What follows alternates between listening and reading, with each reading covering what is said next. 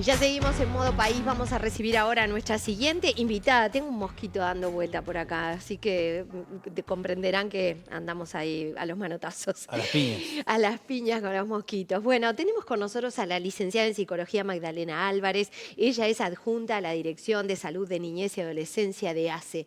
Vamos a estar hablando de esto que comentábamos el otro día, el informe del CIPIAB sobre situaciones de embarazo adolescente, con una situación que preocupa a todo el país, porque obviamente muchos están vinculados, gran parte de ellos, a abuso sexual y en otros casos, en la mitad de los casos, abuso sexual. 119 jóvenes menores de 15 años que han quedado embarazadas en relación a este tema, 16% que no se sabe exactamente si es o no es abuso sexual, 49% de esas jóvenes tienen antecedentes de violencia. El tema preocupa y realmente ocupa también a ACE en este sentido, que han hecho toda una campaña y que vienen trabajando en el tema. Buenos días, bienvenida. Buenos días, muchas gracias por la invitación y por el interés en esta temática tan complejo. Pongamos los números arriba de la mesa, los más relevantes, aquellos que son los principales indicadores, para que, bueno, estemos todos en la misma página para comentar sobre qué se está haciendo. Bien, primero que nada, nosotros en este trabajo que venimos desarrollando desde el 2021 a la fecha, de manera sostenida desde la Administración de Servicios de Salud del Estado,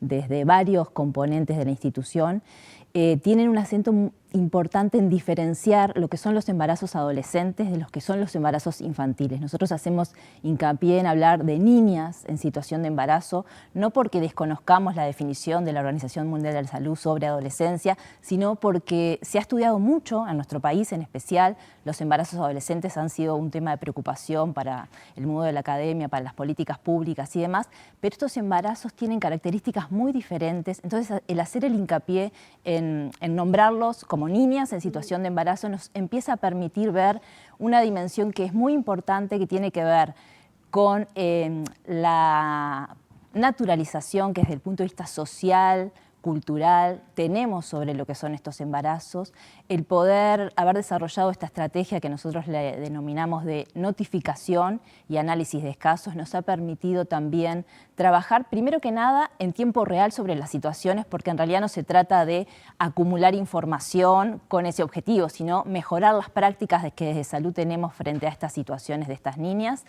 Y de todas formas nos ha permitido tener todos estos datos que no los teníamos tan claramente a nivel país, porque por ejemplo, yo voy a dar un ejemplo en relación a datos que son muy diferentes de lo que son los embarazos adolescentes y los embarazos infantiles. Uno tiene que ver con esto que tú mencionabas sobre el atravesamiento de las violencias, el abuso sexual, los antecedentes cargados de estas niñas en sus trayectorias de vida. Fíjense en que estamos hablando de personas de 12, 13 años, una vida muy corta, pero cargada, asignada de muchísimas violencias, muchísimas situaciones en relación a antecedentes familiares de violencia, a procesos judiciales que impactan en estas vidas de una manera muy importante. Pero una diferencia bien esencial que nosotros, trabajando en el tema de embarazos adolescentes, sí decíamos que la mayoría de los embarazos adolescentes acontecían luego de 2 años de dejar los estudios, ¿no? Entonces, eso era un dato muy específico de estas situaciones de los mayores de 15 años.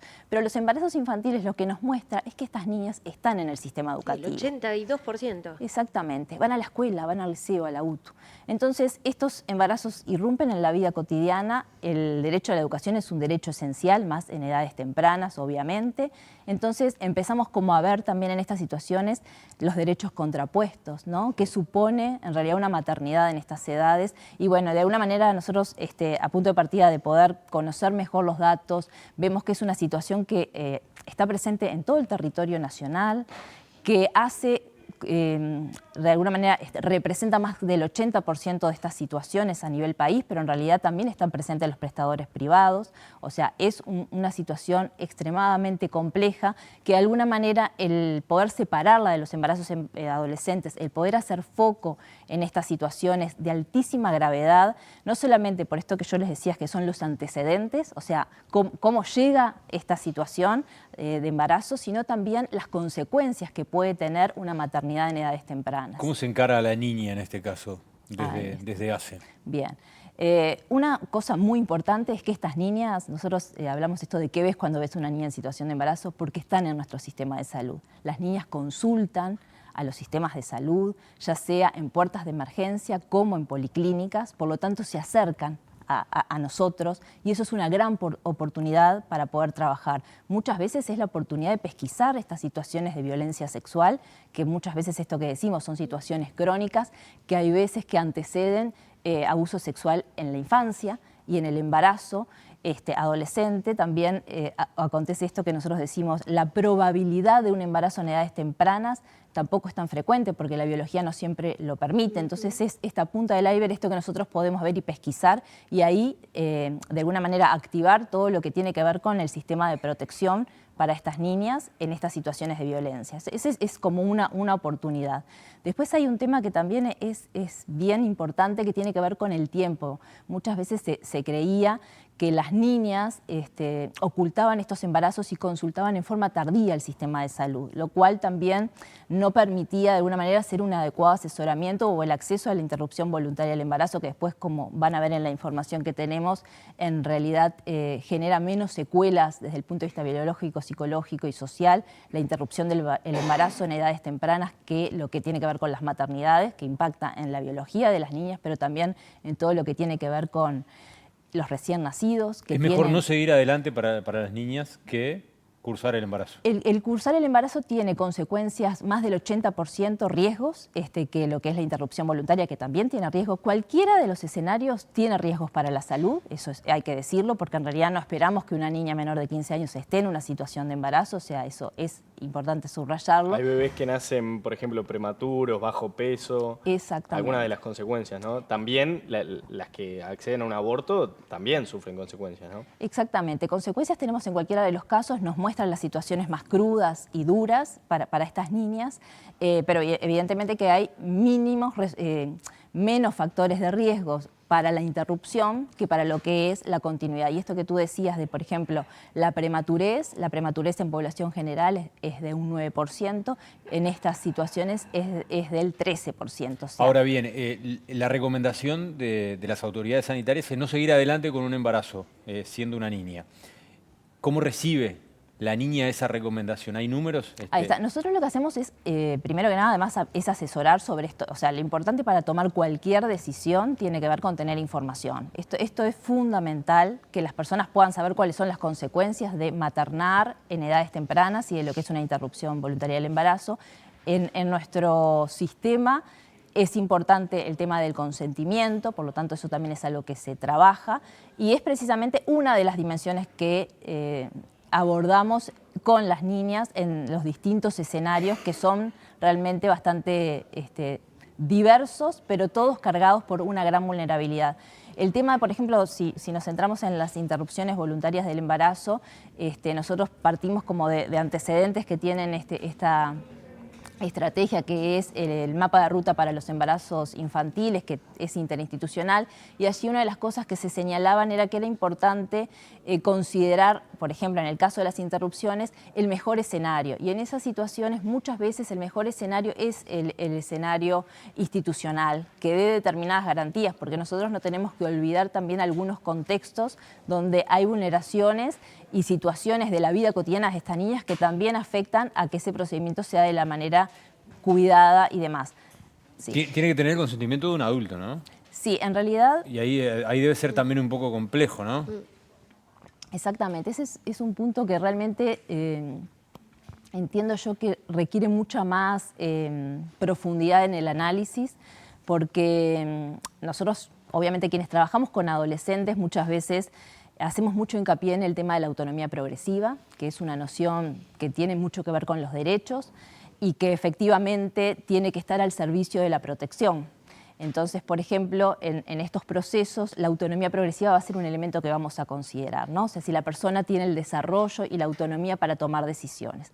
Pero aquí se nos viene un tema muy sensible y complejo, que si nos ponemos a ver una niña en una situación de violencia crónica, de abuso sexual, donde el impacto que tiene de alguna manera esa situación en su vida es drástico y no siempre logra ser consciente de lo que le pasa, esto que decimos la percepción de víctima, es muy difícil que la persona pueda tomar una decisión que realmente garantice sus derechos con toda la información. Entonces es importante que un adulto pueda hacerlo. Claro, Y no Magdalena, sé- ahí llama la atención dentro de esto el dato de que solamente 1/3 de las chicas interrumpen el embarazo, ¿no? Y esto está alineado con eso que estás diciendo. Y ahí yo me pregunto que el 82% están en el sistema educativo, no le podemos cargar todo el sistema educativo, pero por ahí sin duda hay algo para hacer. Los médicos pediatras que trabajan que atienden a las niñas hasta los 14 años y a los niños, porque en muchos casos, 34%, son de común acuerdo en la relación que tienen de pareja, que muchos son jovencitos igual que ellas. También está la justicia, que en esto tiene que actuar, e incluso el MIDES, porque de repente salen del sistema educativo, pero el MIDES está dando quizá algún tipo de apoyo Asistencia. económico, asistencia económica, transferencia, lo que sea. ¿Cómo es este trabajo interdisciplinar? ¿Cómo está funcionando? ¿Y por qué solamente 1/3 llegan a esta decisión y sin embargo hay 2/3 que deciden continuar con un embarazo a estas edades? Bien. ¿Falla algo ahí? Bien. ¿Falta algo o se está haciendo todo lo que es posible?